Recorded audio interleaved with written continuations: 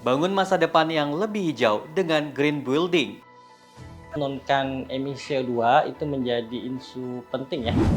Masyarakat konservasi dan efisiensi energi Indonesia jadi garda terdepan penggiat energi. Bahwa berbagai sektor pegiat energi ini kemudian bisa saling berkomunikasi. Bangunan hijau, tren terbaru di dunia properti. Kami mewajibkan bangunan gedung tertentu, bangunan gedung pemerintah contohnya di atas 5.000 meter persegi dia wajib bangunan gedung hijau. Selengkapnya di Brin Daily News bersama saya Berlian Irawan.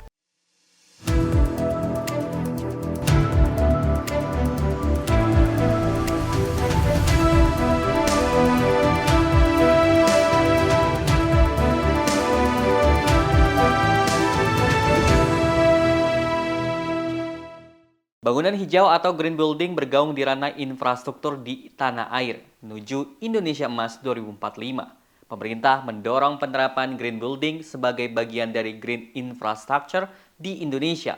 Konsep tersebut diyakini berperan penting untuk memastikan pembangunan yang dilakukan tetap dapat menjaga aspek fisik lingkungan dan biocapacity. Kepala Pusat Riset Konversi dan Konservasi Energi BRIN, Tata Sutardi mengatakan, bidang energi yang bisa berkontribusi untuk penurunan, misalnya implementasi sumber energi baru yang terbarukan, dapat dilihat dari banyak pembangunan sumber energi berasal dari energi baru terbarukan yang diperlukan untuk mencapai net zero emission 2030.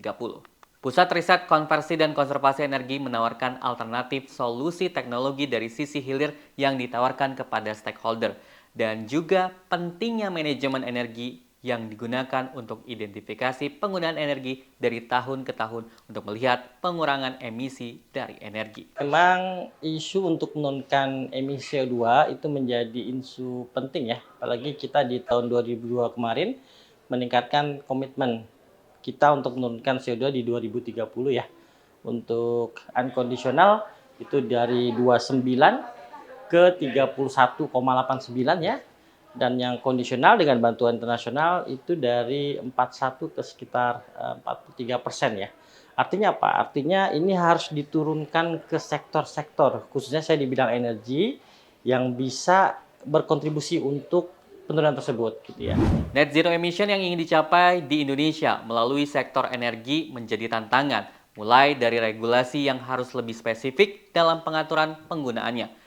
Upaya menuju net zero emission melibatkan berbagai strategi, termasuk penggunaan energi terbarukan, efisiensi energi, reboisasi, peningkatan praktik pertanian berkelanjutan, dan implementasi teknologi penangkapan dan penyimpanan karbon. Ketua Masyarakat Konservasi dan Efisiensi Energi Indonesia menuturkan, suatu masyarakat yang concern terhadap konservasi dan efisiensi energi berharap bahwa berbagai sektor penggiat energi bisa saling berkomunikasi dan masyarakatnya dapat membantu serta memberikan masukan rekomendasi tentang perbaikan kebijakan agar lebih efektif dan efisien. Tentu harapannya saya dari Maske sebagai suatu masyarakat yang concern terhadap konservasi dan energi efisiensi berharap bahwa berbagai sektor pegiat energi ini kemudian bisa saling berkomunikasi dan juga tentu Maske siap untuk membantu dan juga memiliki program-program untuk melakukan evaluasi kebijakan dan memberikan masukan, rekomendasi tentang perbaikan-perbaikan kebijakan agar lebih efektif. Maske juga berperan aktif di dalam pengembangan kapasitas publik di bidang efisiensi energi dengan melakukan berbagai pelatihan-pelatihan. Suatu bangunan dapat dikategorikan sebagai bangunan hijau. Terdapat 6 aspek kriteria yang digunakan sebagai dasar penilaian, yaitu tepat guna lahan, efisiensi energi dan refrigeran, konservasi air sumber dan siklus material, kualitas udara dan kenyamanan udara, serta manajemen lingkungan bangunan. Direktur Bina Teknik Perumahan dan Permukiman Kementerian PUPR, Fajar Santoso, menjelaskan, sektor bangunan atau gedung yang didorong mewajibkan green building, misalnya bangunan pemerintah atau gedung pemerintah di atas 5.000 meter persegi wajib ada bangunan gedung hijau yang diharapkan dapat mengefisiensi 25% energi. Selain itu, bangunan gedung lain di luar bangunan gedung negara ada kategori tertentu di atas 20.000 meter persegi atau 50 meter persegi wajib menerapkan green building sehingga efisiensi energi dapat terpenuhi di net zero emission di tahun 2060. Sektor bangunan gedung akan kami dorong, khususnya kami mewajibkan bangunan gedung tertentu, bangunan gedung pemerintah contohnya di atas 5.000 meter persegi dia wajib bangunan gedung hijau, diharapkan dapat mengefisiensikan 25% energi dan 10% air.